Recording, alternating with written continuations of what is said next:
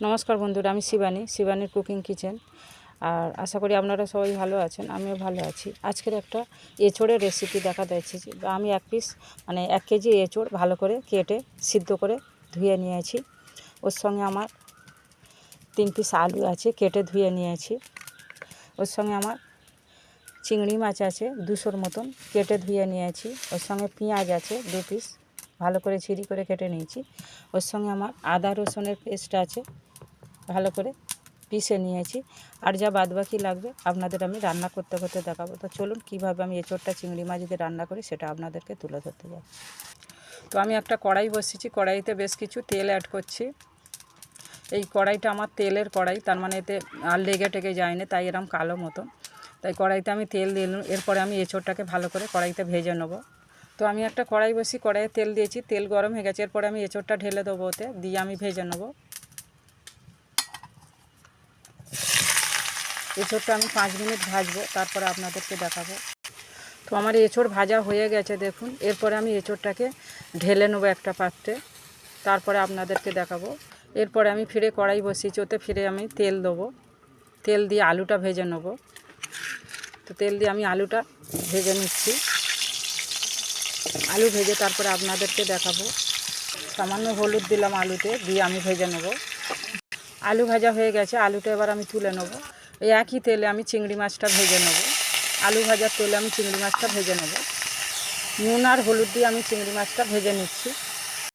চিংড়ি মাছ ভাজা হয়ে গেছে, এরপর আমি চিংড়ি মাছটা তুলে নেব। একই কড়াতে আমি বেশ কিছু এবার তেল দেবো। এটা আমার তেলের কড়াই, তাই একে কালো লাগতেছে।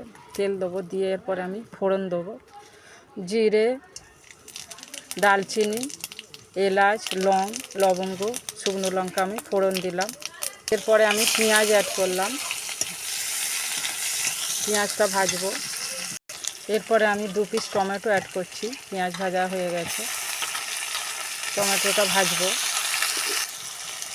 1 চামচে লঙ্কা পাউডার দিলাম, 1 থেকে 1.5 চামচে আমি লঙ্কা পাউডার দিচ্ছি।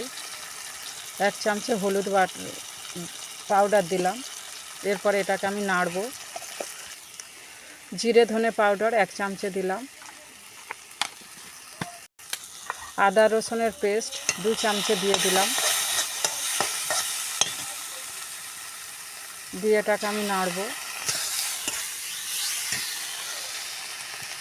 মশলা হয়ে গেছে আমার। এরপরে আমি আলুটা অ্যাড করছি। এরপর আমি এঁচোড়টা ছাড়লাম। এরপর আমি 5 মিনিট ভালো করে আলু আর এঁচোড় কষে নেব। এরপরে আমি স্বাদ অনুযায়ী লবণ দিচ্ছি। ঠিক এরম করে আমি কষে নিচ্ছি, স্বাদ অনুযায়ী লবণও দিচ্ছি। এঁচোড় আমার কষা হয়ে গেছে, এরপরে আমি জল দেবো।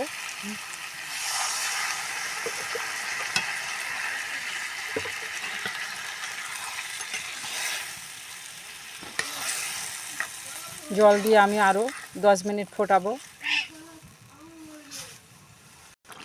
এরপরে আমি চিংড়ি মাছটা অ্যাড করছি। চিংড়ি মাছটা অ্যাড করে আমি ফিরে আরও 2-3 মিনিট ফোটাবো, তারপরে আপনাদেরকে দেখাবো।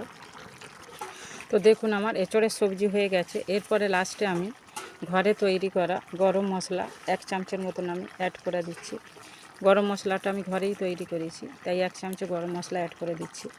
আর এরপরে যদি এই সবজিটা যদি আমার ভালো হয়, লাইক কমেন্ট সব আপনারা জানেন। এই বলে আমার ভিডিও বন্ধ করছি। নমস্কার, আবার আসবো কোন দিন নতুন কোনো ভিডিও নিয়ে। আমার পাশে যারা আছে পাশে থাকবেন, আমাকে কমেন্টের মাধ্যমে জানাবেন সবজিটা কীরকম হয়েছে। আর আপনারা আশা করি ঠিক এই পর্যায়ে রান্না করবেন, তাহলে আশা করি ভালো হবে। এই হলেই আপনাদের 1 থালা ভাত খাওয়া হয়ে যাবে। আর নমস্কার বন্ধুরা, আবার আসবো কোন দিন নতুন কোনো ভিডিও নিয়ে। এই বলেই আমার ভিডিও বন্ধ করছি।